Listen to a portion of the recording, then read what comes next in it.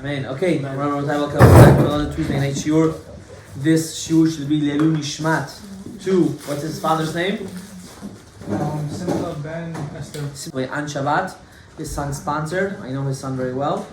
To the Rabba, thank you. This also should be a reflection from my father, of course. He just came out of surgery. Eliyahu Meir. More Avi. Eliyahu Meir. And to reflection for your grandmother. Adina Bat Gulchera. Dina Bat Gulchera. Everyone should have a reflection. Okay, let's go. What's this week's parasha? Who knows? Shoftim. Very good. Judges. Shoftim, Vishotrim, judges and policemen. You know, the Goyim have an obligation. One of the Sheva mitzvot that we know of is that they have to have judges and policemen wherever they live. It's part of their obligation of their humanity. Kal v'chomer, b'nei kal v'chomer, to Jewish people.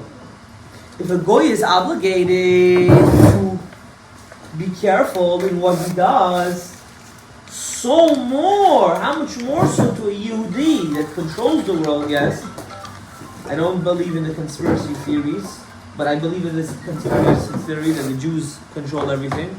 Because whatever we do, we automatically affect everything. Right? We all know the butterfly effect. Butterfly can flap his wings in the one side of the world and cause a tsunami in the other side of the world. How? What did it do? It just flapped its wings. No, laughing. That's tipshut to think that way. A person has to understand, a Yehudi, we're here to do one thing. To glorify Kudsha Brichu, to glorify God's name on this earth. If what we are doing in our day-to-day life, we're not glorifying HaKadosh Baruch Hu, then what are you doing here? If you're here to glorify yourself, then how are you different than a monkey? You're no different. It's better to be created as a monkey because at least you're doing what a monkey is supposed to be doing. If you're here to glorify Kodesh Abrichu, which is Hashem, then what happens? You're doing what you're meant to do on this earth. Now, why is it so important? Because we are actually in Chodesh Elul already. Rosh Chodesh Tov to everybody. We are in Chodesh Elul. We're actually in the month of Elul. What's the month of Elul? What horoscope? Virgo. Virgo. No, before was Lion. Ariel was before. Why did Hashem make it purposely? Wait, I'm getting there. Well, we've reached the horoscope of Virgo. What is Virgo? B'teva, their nature, perfectionists. That's who they are in their nature. If they're not perfectionists, they become crazy. They can't function. They can't think. They can't do. They start to overthink. They start to they're mebulbal. You know what the funny thing is? The funny thing is, until they don't break that, which is not everything has to be perfect. Because if it was supposed to be perfect, it wouldn't exist. The fact that it's not perfect, that's why it exists. Because God didn't create a world to be perfect. If He needed a world to be perfect, then He wouldn't create this world. He created this world for us to do our job to make it perfect. Not for it to already be perfect. And that's why we have this month before Rosh Hashanah Yom Kippur. Why? Because HaKadosh Baruch Hu was trying to tell us, we're trying now, Selichot, everyone's going to wake up early for the first day or two. Everyone's trying to, work on their midot, which is very important. Don't get me wrong, we have to do this. But we also have to understand this rush of Elul should not die out after Simchat Torah. This rush of Chagim and everyone's together, you're going to soon feel the spirit of the Chag, has to last you all year round. And that's it. That's our avodah. That's our job. Our job is to give us, we have to know how to make ourselves excited 24/7 to be Oved Hashem. 24/7. If not, there is a chisar, there is a blemish, and that's really a tzaddik. What is a tzaddik? Is in a level that regardless of what status, where he is in his life, he knows how to channel himself to the time. He knows how to channel himself to that madrega. And we have to tap into that. That's the challenge. Yeah? We have to tap into being 24/7 uplifted. You can't do that without simcha. Without what? Simcha, being happy. You can't do it. It's impossible. It's impossible. Someone asked me the other day, asked me a very interesting question. He said, I have a question, Rabbi. I said, no, what's the question? He said,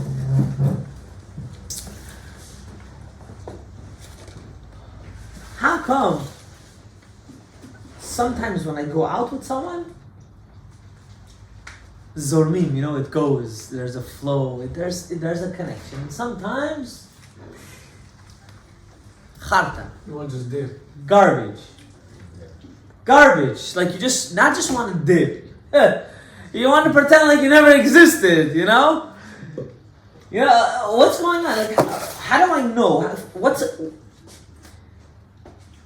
There has to be something that's it. This is the kesha. And the truth is, usually that's what it is. Usually you know right away. You do. What's the problem? The Satan comes and says, wait a second. You just went out one time. Take it easy. How about this? And how about that one? You're so young, or you're older, you just finished school, you're working, opportunity. And before you know it, you have something called bilbul moach. Your head starts to play like a dreidel. Sivivon, oh, and you're just thinking all day. That's called the Virgo. He's taking his perfected moment that he had. He's not understanding that what do we need to perfect? The moment. Right now. If I perfect right now, I don't need to worry about tomorrow.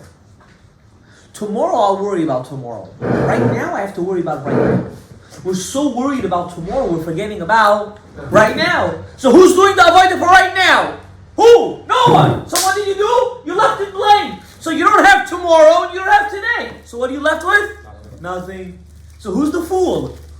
Yourself. You dig yourself your own grave. And I laugh at people. I say, you're so juicy. Those juicy pimples, you're just waiting to pop it. It's like it's already cooked. You wanna just, that's what we do to ourselves. For what? So what's the answer to that question?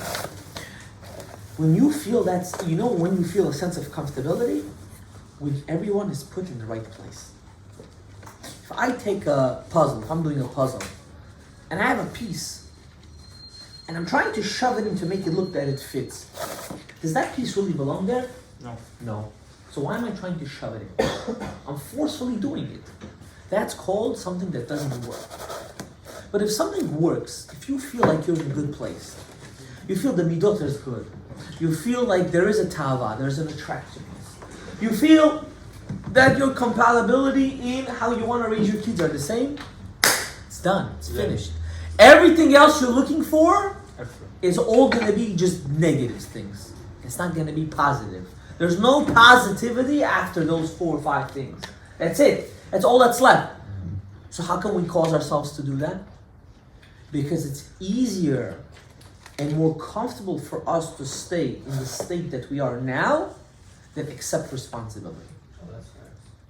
That's why the older you get, the harder it is. Why? You're already comfortable.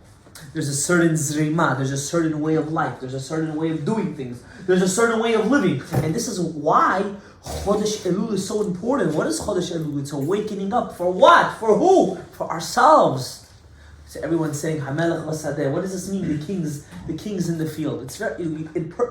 It means very, very simple. You don't gotta go far in order to see the truth. It's right in front of you. Everything you ever want is right there. You just have to open your eyes. Everyone has personal stories of how and why they made certain decisions in their life that they don't even know why they did it. It just happened.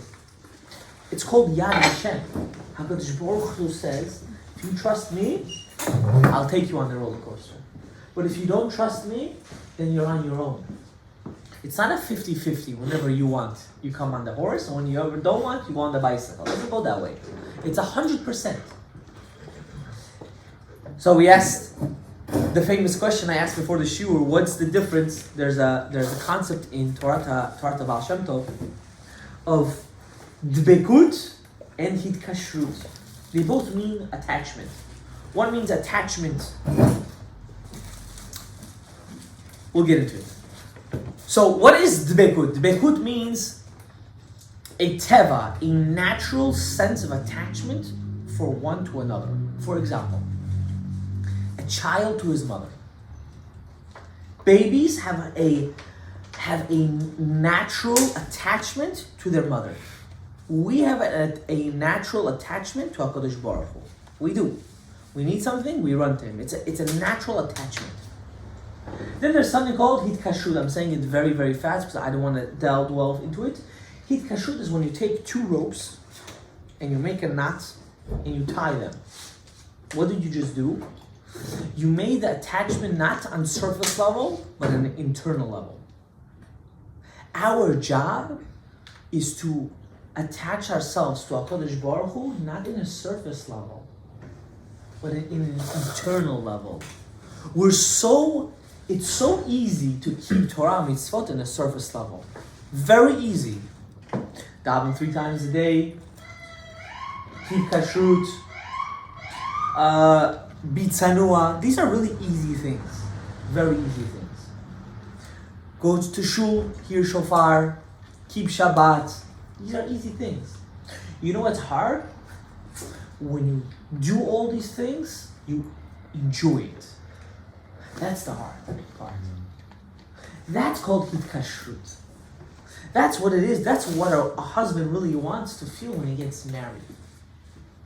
Why am I always, someone asks me, why are you always related to marriage? Because there's no other way to relate it. I can't talk to you, related between you and God. You say, I don't know A and B. Tell me to relate between me and the Ein Sof. It's impossible. Right? Ever went out? Ever had a girlfriend? Do you have a girlfriend now? Okay. How did it feel when you had a girlfriend? You always wanted to be next to each other. You always wanted to talk. You always were waiting who's going to call, what's going to be, so on and so forth, right? Those gaguim, those butterflies, and all those feelings and so on and so forth, right? Those are things that as youngsters we want to feel, we want to imagine. Not knowing that all of that, it's all irrelevant to the real relationship. All irrelevant. You want to know why? Because you're not with her right now. The fact that it didn't last, all that is fake. So what's real? You ask me, what's real? Okay, all that's fake. So what's real? Real is when you can give in or give up for yourself, for the other person. If I'm willing to give up something I really, really like in order for another person, not because I want her or want to please her, but because I want the other person to be happy, that's when you automatically have an unbreakable kesher. Now let's bring this to relationship between you and Hashem, right? Until you don't come to an understanding and to a desire of saying, I'm not just praying because I'm obligated to pray, but I'm praying because I really want to talk to God right now. I want to talk to Him. The same way you're waiting for her to call you, you have to have that feeling, I'm waiting to pray. I want to pray to God. He's waiting for me. You say Shema, you give yourself to HaKadosh Baruch Hu, Hashem's light, and you're opening your mouth. Who are you talking to? You're not talking to the air. It's a problem. We don't believe, really. We think it's just obligation. Rabbi, I pray 3 times a day. Leave me alone. Chas v'chalila. Chas v'chalila. Rabbi, she didn't call me back. Was the date good? Can you find out for me? For her, you're going crazy. Which is a good. Don't get me wrong. But for HaKadosh Baruch Hu, which is giving you her, which is giving you your parnasah, which is giving you everything you have, for him, you don't go crazy? How come? Comfortability. You forget. Comfortability? You forget. You feel like it's natural. You feel like it's normal. No. I think it's because we feel obligated. We don't feel a sense of attachment. We don't feel a sense of, I wouldn't say it's an obligation. I would say we don't look at it as a necessity. We look at it as a burden. Things that are a burden, you want to just do and get rid of, right? Your mother asked you to throw out the garbage. Your mother asked you to cook, to wash the dishes. Don't tell me, oh, I like to cook and wash the dishes. Don't give me no skaska right now. We don't live in fairy tale. No one likes it. You go in the kitchen, you do what you gotta do, you finish what you have to do. Your mother tells you to clean the house, you do it fast, your laundry, whatever it is. You do it fast and you want to do what you want to do. How about if you would do it out of wanting to do it? How would it be automatic? The cooking would be different. The cleaning would be different. Even the garbage going into the garbage, the dump would be different. Instead of it being all over the place, half like this, half like that. If you live in a building, you don't throw it in all the way. You just throw it. You leave it on the floor. This, that. You would do it with such a hitlahavut, such an excitement. How about our tefillah? Chodesh Elul and Tishrei is all about prayer. The whole thing, from the beginning until the end, is all about prayer. So we're getting excited to go to the Slichot Minyan with the greatest Chazan. Not because he's great, because he has a nice voice. Is that the point of Slichot? No. Who we lying to? Oh, it's exciting, don't get me wrong, you should go. It gives you a certain sense of feeling. But if you're not going to take that feeling home with you, if you're not going to take it and say, now I have to mikash myself to HaKadosh Baruch Hu to be a better servant for Him. And the truth is, we're not serving Him for Him. It's all a ditto effect. The more you invest in your relationship with HaKadosh Baruch Hu, the more He's going to invest between you and Him. That's why we're so dumb. We don't realize the key to all of our issues are in our hands. And instead of opening the door, we're bending the key a little bit. Oh, it doesn't fit because you bended it to your shot. Why did you bend it? That's more comfortable, Rabbi. What does that mean? What does that mean? Oh, you don't want to work hard. I can't help you then. How am I supposed to help someone? How should Hashem, HaKadosh Baruch Hu, help someone that doesn't want to help himself? So He helps you. You know what He does? He puts you in a car accident, Chas Shalom. He makes you lose a lot of money. He makes someone pass away. Why? Because until bombastic doesn't happen, you don't realize. It's like the guy is looking for parking for 10 hours and saying, Hashem, please. And you find, oh, no, I'm good. I got it right on time. You know, who you lying to? You're lying to who? Yourself. So where's the chokhmah? Where did it go? It was never there to begin with. Because we're so used to serving HaKadosh Baruch Hu on a surface level, we're forgetting why we're actually serving Him. We have to serve Him because we have to have a desire to serve Him. Automatically, when you build that desire, automatically everyone around you that starts to hate you for doing it will be irrelevant to you. Because at this point, you're not serving Him for them, you're serving Him for Him. How? How what? How do you build that happiness? Oh, good question. Another question. Wait, we have to one at a time. No. Okay, go. What happens if you don't want to? You're lying to yourself. My father taught me one thing in my life. That's one thing. He taught me many things, but this is one of the things that he told me, which caused him to be an observant Jew.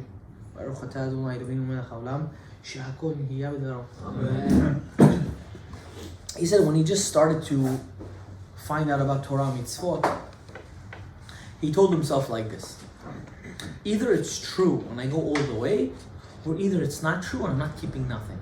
I'm not going to play 50-50.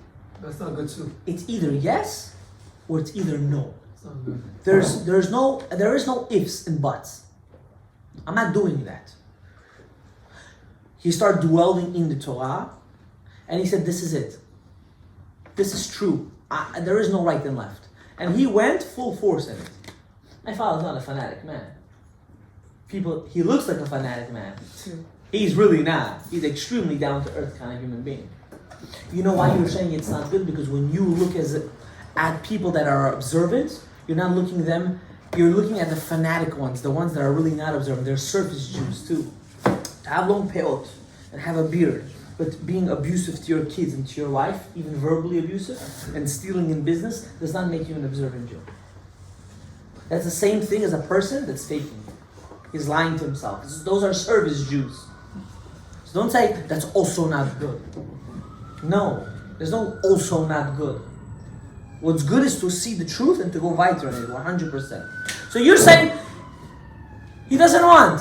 say I don't want to go to shul. Let's say I personally go to shul every day. No, we're not talking about you. Say I love sleep. I love my bed more. Well, That's the one thing, or one of the two things. Sleep to build I desire. don't want to. Okay. How does one build desire? So this is no. He's not asking building desire. He's in cases like this. I'll tell you what the issue is. Now, I'm not going to tell you how to fix people, but I'm going to tell you how to prevent it, that it should not happen to your kids. Okay. I'll do that. When a father or a mother is about to kill, which means they're very, very, not, I wouldn't say strict, but they're very contradictory strict. Hypocritic? Yes. Hypocritic? Yes. You're actually teaching your child, it's okay to do whatever I want to do. When a child grows up in a house and Torah mitzvot is not served with an excitement, it becomes a sense of obligation. No one wants to serve God, especially children, in a sense of an obligation. I'm talking about it in this generation that we live in. 100 years ago was a different story. There was no I want, I don't want. It's either you do or you get beita. This is a different world back then. Talking about now. If your son and daughter will not see you excited to do mitzvot, they will never ever in their life be excited. They won't. The natural teva of being excited will not leach into your kids. He'll maybe grow these certain midot from his rabbeim. He'll grow these midot from people that he knows, but it won't be from the house. And that's usually the biggest pain in the world for a parent. The biggest pain. To see the kids go out. To see the kids find a sense of happiness somewhere else and not from their own house. Not knowing that the cause of them looking elsewhere is because you yourself, not you, but the person in the house, didn't serve HaKadosh Baruch Hu properly. That was the problem to begin with. How does a father tell his kid, don't do or go to minyan 3 times a day, and he himself is sitting outside of the shul the whole time, drinking and eating with his friends? Who are you lying to? Your kids are smarter than you can think. What's your question? I didn't forget about you. But don't you need a certain level of understanding to like do it out of simcha? Oh, so that's what he's saying. That's what he's saying. And we'll get into the questions a little later. That's in a different segment. I understand, but I'm gonna answer your question as we go. What is? I pointed at him. I didn't look at him, but I pointed at him. The same way I'm doing the same thing right now. We have to understand something. Im ein yira, ein ahava. Fact of life. If there is no respect, there is no love. It doesn't exist. Human nature, teva, right? We can only relate it to teva.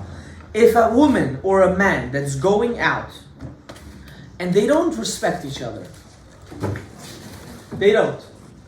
It's either got to be my way or it's either got to be her way, and each one gets their way through nagging and by showing upsetness and emotion and a whole bunch of demonegi, all this craziness. That means there is no respect in a relationship. It doesn't exist. It's a very actually toxic relationship. Very, extremely. I would tell you, finish it and run for the win, because this is gonna go into your marriage, and that's the worst thing. You don't want to get married to a person that the only way of communicating is through toxicity. It's the worst thing in the world. Because imagine raising kids in that relationship. More trauma, more hell, more pain, more problems. So these people should never get married. Chas v'shalom, I never said that. Go to therapy. Get the help you need. There's nothing wrong with that. What's the problem? Everyone goes through it. Some people go through a therapist. Some people go through a rebbe. Some people go through a madricha. Everyone needs it to their level, but you must get the help. But if you're stuck in it and you're always being that guy or girl that always has to give in and give in and give in, it's a big problem. That means there is no respect. That's a problem. If you don't have that respect, that yira, you'll never reach to an ultimate love to a Kadosh Baruch Hu. Or through a spouse. You'll never actually love your spouse, ever. It doesn't exist. Isn't your fear? So Yirah is broken into two parts. There is fear and then there is respect.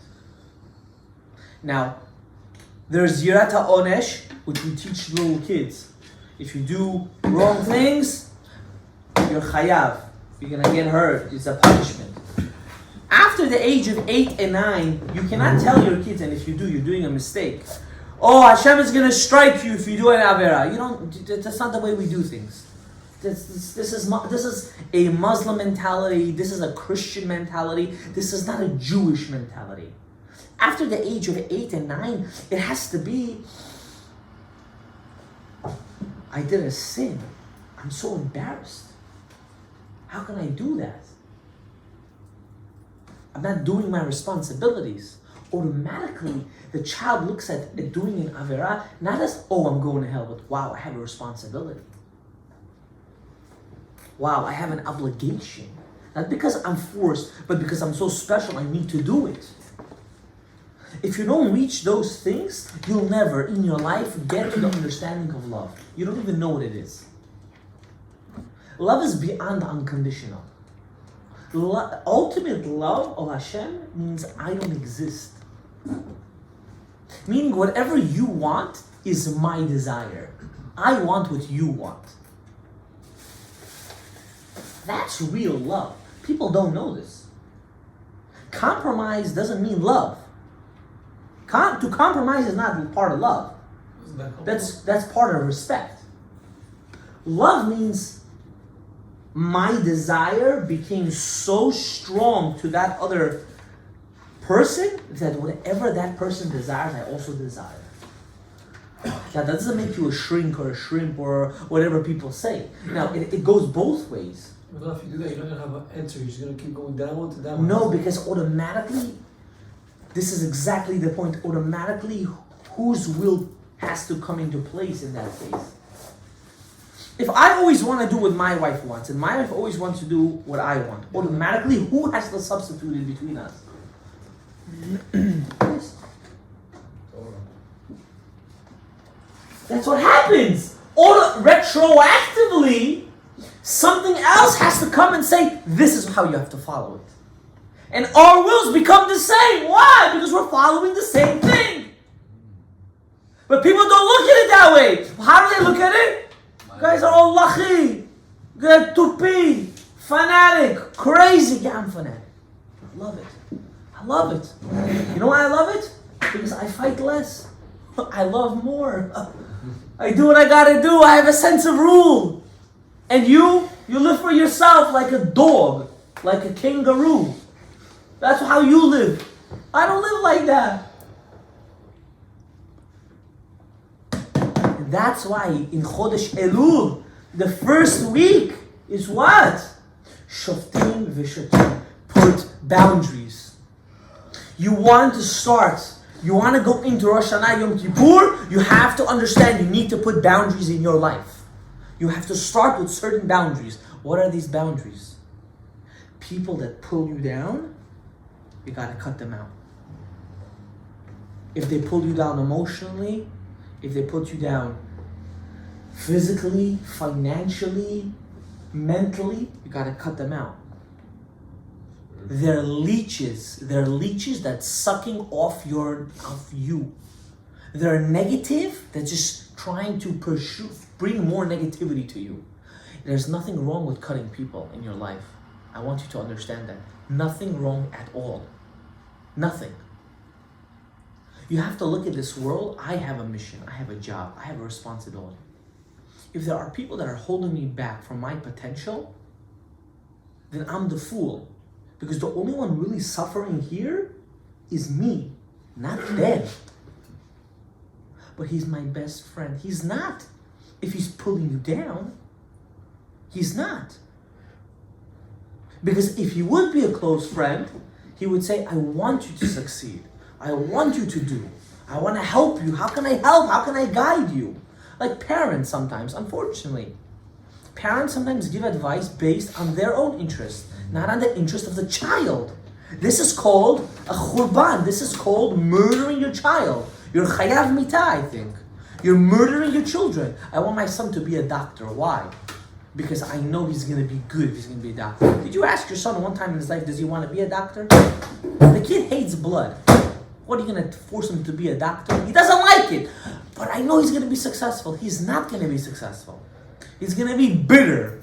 He's going to hate you for the rest of his life. He's not going to even major at the end of the day. He's going to go through the college and he's not going to pass. For who? Because of a paper? For what? I want him to marry that girl. He's not gonna, it's not shayach. What are you forcing? And I know of these cases, left and right, people will never admit it. You're forcing two people to get married, they don't want to get married. You're waiting for them to get divorced later? They don't know what's good for them. People get married, they get divorced right away. For what? For who? To make them happy? There needs to be a sense of communication, sense of yirat shamayim. Shoftim v'shotrim. You have to understand in order for you to grow, you must put boundaries in your life. You must. I'll give you an example. There shouldn't be a reason that any of you shouldn't have a set minyan you go to every day for shacharit. Not minyan whenever I wake up, I go to Rabbi Friedman's shul or Keter Torah. I never said that. If that's your minyan, that's your minyan. But there's no reason for you not to have a set minyan, especially for shacharit. Especially. You know when our minyan is? Whenever I wake up. Today I wake up at 8:30, I find minyan 9 o'clock. Today I wake up 10 o'clock, I find minyan 10:45. No. That's not called having boundaries. That's called molding God to your comfortability. You're lying to yourself. In order to live a life of hitkashrut to HaKadosh Baruch Hu, right? You ask, how do I reach that? Is when you start molding your life to His will. When you start molding your life to a will above you, automatically you'll have a desire for it. You're not doing it for other people to clap. You're doing it because you want to serve Him. Wanting to serve Him means I don't do what's comfortable for me. I do what was. No, it should be comfortable for you, but what is obligated for me to do. It's obligated for me to do this. So I'm going to do it not when I'm comfortable. I'm going to do it when I have to do it. And when do you have to? If you pick your time to go every day at 10:45, no problem. But that's your set minyan every day, 10:45. Of course, I don't suggest that. You miss Mount Kriyat Shema, you miss Mount Field, you miss a lot of things. But if you have a set time, that is the beginning of starting a foundation for yourself. And what do you think? When you get married, you're not going to need these responsibilities. Oh, when I get married, I'll think about it. When you get married, you're saying you think about it, it's already too late, Habibi. It's too late. Think it's easier to put boundaries when you have a wife? It's exactly the opposite. Because if she doesn't see that you have these boundaries before you get married, Marni Mavich is going to do for you. She's going to do. I'm telling you, I'm not joking with you. This is the teva of a woman. There's nothing wrong with it. This is how God created them. They smell fake. They smell it. They smell liars. This is the teva. HaKadosh Baruch Hu put it in their body, in their system like this. You cannot fool them. You can't. So you have to do it now. You have to start now. You must. Who are you waiting for? For who? Comfortability? My Rebbe said comfortability killed the cat. Everything killed the cat. You're sure? You're not happy with this? No, I'm saying everything kills the cat. Curiosity. Curiosity also killed the cat. That's why they have 7 lives. 9. 9 lives. I'm sorry. Okay? Let's continue. One more. Two of them are taken. It's fine. He has 7 now. Okay, now I like that one. Now we're gonna get a little bit more into the parasha, and then we're gonna do some questions and answers. Any topics, whatever you guys want. Oh, right here. I opened it to what I want to say. So how do I know? Pasuk says right here, Perek Yud Zayin, Pasuk Yud Aleph. Al pi haTorah asher yerucha, The Torah that I gave you, that's the way you have to live your life. I gave you the Torah in order to you to live by it. I didn't give it to you for you to look at it and to go to shul once a week and say, Psh, wow, he bought the aliyah for $300. How rich this guy is. What watch is he wearing? How did he come to shul? Who's in the Ezad Dashim there? What kind of girl? That's not the reason why we're here. The way Hashem commanded us, that's the way we need to live. Not by comfortability. Why you not wanting to eat? It's too hot. I promised you hell is hotter. Guarantee it to you. Guarantee it. Over there, you're not going to say, where's my tzitzit? It's too late. Finished. It's finished. It's too hot. I'm not going to ask you if it's hot. No one cares how you feel. You didn't tell your mother before you got down to this world, it's too tight. I'm staying in the stomach. You pushed yourself out, right? Right? You had no problem pushing yourself out. So you have no problem putting on tzitzit when it's hot. We push ourselves out, I thought you know. I'm not going to get into the biology. It's the same both. It's both. It's both. It's both. It's both. Please let's not get into the biology. It's both. Do you understand? He's a scientist. He wants to be overnight. Yoshua Candino is on the ball. Comfortability, we're not here to serve through comfortability. Lehefech. Exact opposite. You're here to do it when you're not comfortable. Because when you do it when you're not comfortable, automatically you grow a sense of comfortability. Get used to and being uncomfortable. Our problems as humans is to be comfortable. That is our problem. When we're too comfortable, we don't want to change. Why are we naturally always liking to be comfortable? What is that? Why do we always want to be comfortable? It's not that we want to be comfortable. We're seeking to be comfortable because then we have no problems to worry about. That's why the 9 to 5 killed the world. Why did it kill the world? Everyone became a robot. I'm comfortable. I do my thing, I pay my bills, leave me alone. Leave me alone. As opposed to being an entrepreneur. Passive income. You can't have everyone in the world entrepreneur. You know what I mean? I know you can, but there are certain things they took away from people. Normal rights they took away. Even the way we think and live is not normal.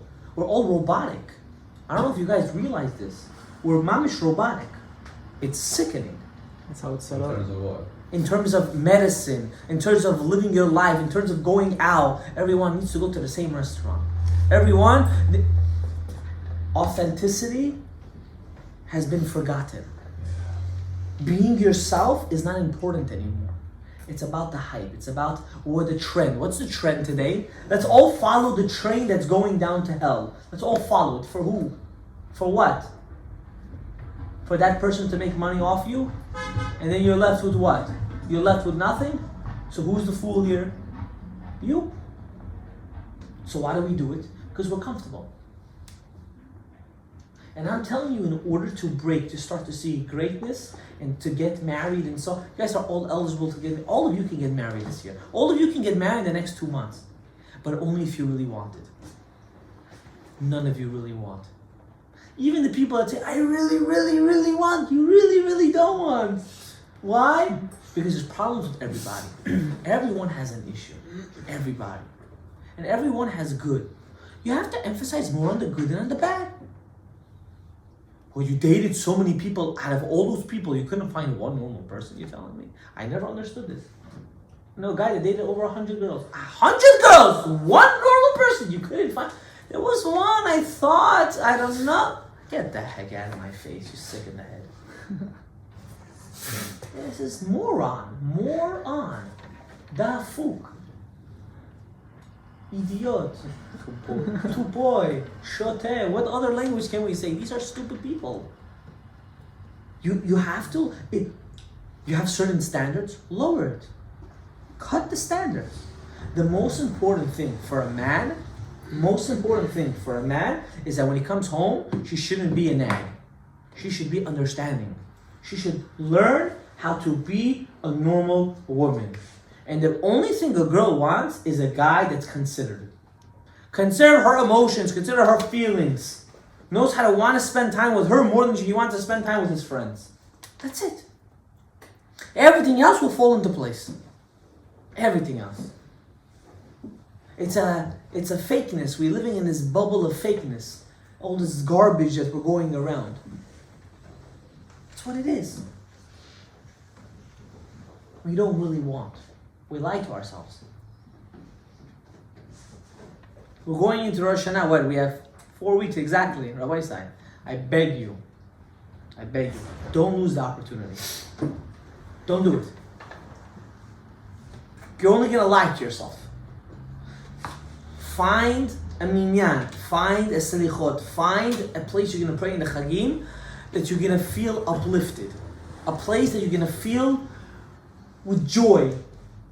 A place you're going to feel a sense of, I feel more of an attachment for them. Give them cups. I feel more of an attachment to my essence of why I'm living. Don't just do it because it's the hype. I'm going to that shul because there's a hype now. I'm going to this minyan because that's where all the girls go. I'm going to this minyan because that's where all the guys go. That's not important. It's not. You do that during the year. Don't do that Rosh Hashanah Yom Kippur. Don't do that at those days. It's not important then. And right now, Rosh Hashanah Yom Kippur, you have time to get stamped in the books of doing Torah and mitzvot. If you're not going to pray to have that hitkashrut to Hashem, you'll never get it. Sometimes it's like I'm focusing on this thing, and then it's like so hard to focus on this. Like I'm so focused on this task. Give me an example. I mean, It's okay. This is an open conversation, shiur. Nothing to be shy about. Okay, let's just say I'm doing way better in Shmirat Abrit, right? I'm doing way better focused on that. I'm keeping myself busy, this and that. So then I don't go to Shacharit sometimes. I don't go to Mincha. But I'm doing other things to keep myself busy. You know, and that's helping. I don't know. Huh? I'm going to explain to you why I don't understand your question. What's the key of that avera? How do you overcome that avera? You know? Stop doing it. Which Avera? Stay busy. No, that's for sure. Look at the shovel. He's throwing it in. The only way to get away from that avera, the man avera, is by not thinking about it. That's the only way. Right. So you're gonna ask me, how do I do that? Right? No, A person that doesn't have a schedule will never be able to keep Shmirat Abrit in his life. A schedule forces you to be busy. Forces you. You have no choice but to be busy. If it's going to the gym, if it's davening shacharit, if it's going to eat at a certain time, if it's going to learn, if it's going to work, if it's mincha, if it's arvit, if it's going out with friends, everything. When you have a schedule, you don't. That's what it comes down to. It comes down to structure. You don't have time to do avirot. But yeah, what is it, black and white? A person that has free time brings you cause to do avirot. Very simple. Both male or female. Irrelevant. It's irrelevant. So you're telling me, I'm working on this. I don't see how it's shaykh to do this. They're all connected. That's the difference. The Torah is one combo. It's 613 plus 7. It's Keter, it's our crown, it's the gematria of 620. We are only complete when we keep the Torah to its fullest. It's not, I'm working on this, so I can't do this. So don't put on tefillin. You're working on Shmirat Abrit. Why do you put on tefillin? Takes 3 minutes. Takes 3 minutes. Takes 3 seconds to get up and to go to shul. No, you Yeah. stay for an hour. Okay, you go davening. It's not 3 seconds. No, it takes 3 seconds to make the decision. I'm getting up to go to shul. What do you have else to do? Can I know? Sleep or Work? Okay. Work is more important? Who gave you that work? Can I know? You can say, so you're going to do all these kind of faces now. You want to lose your job tomorrow? Let's make a bet. On the camera. You want to make a bet? you hear it first. I want to hear what you just said. You're going to lose your job this month. You want, let's make a bet. You don't want to do that bet? I don't think he wants to do it. I'll bet you won't. Let's take a pass on that one. You willing to bet it on your relationship? Choose your You. Pass wisely. for sure. I would be careful, Ilya. Not with my girl. No, with her. No, with my sister. No. A real bet. Real bet. Don't find an excuse for something that you don't want to work on You don't want to work on something that you think is more important. You know, saying Kriyat Shema is a Doraita. Bizmana is a Doraita. It's not a Derabana. It's a biblical obligation. Davening with a minyan, with a tzibur, is the only reason why our tefillot go up even. Remember, we said this last week, putting on tefillin is not praying. Putting on tefillin is doing the mitzvah of tefillin. Praying is opening up the siddur from the beginning until the end. The whole thing. I just told you in the beginning, I'm giving you the key to live. I'm giving you the key to change everything. Instead of grasping it and not leaving it, you're finding an excuse why you don't want to do it. It's hard. Too bad!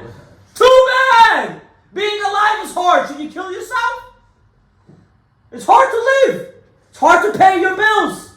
It's hard. Just shoot yourself in the head. Be done with it. You know why we don't do it?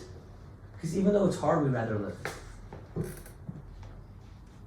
That's how we're built. No. To live. There are people that kill themselves. There are people that kill themselves. What are you talking about? There are those people, but I'm saying naturally No. the body, Hashem built us to protect ourselves. Hashem built you in order for you to keep the Torah mitzvot. Got him there. That's the only reason why you are created. If not for that, you're not supposed to be in existence. You're not here to do what you want. You're here to do what HaKadosh Baruch Hu commanded us to do. Because really, you are a piece of HaKadosh Baruch Hu. And He wants you to be just like Him. And the only way you can do that in this body is by keeping the Torah mitzvot. Not finding excuses, but finding solutions. I'm not saying it's easy. I'm saying it's obligatory. No one cares if it's easy. It's not easy to get married. I promise to you. It's easier to be single. I guarantee to you. It's not easy to have kids. It's not easy to have in-laws and to have parents. It's not. It's a pain in the tuchas. How come we still want it? How come? It's easier for you to pay a couple dollars, do the averot, and live. It'll cost you cheaper in your life if you have twice a week a cleaning lady, every day get outside food, and to you to pay whenever you want to do your shliut.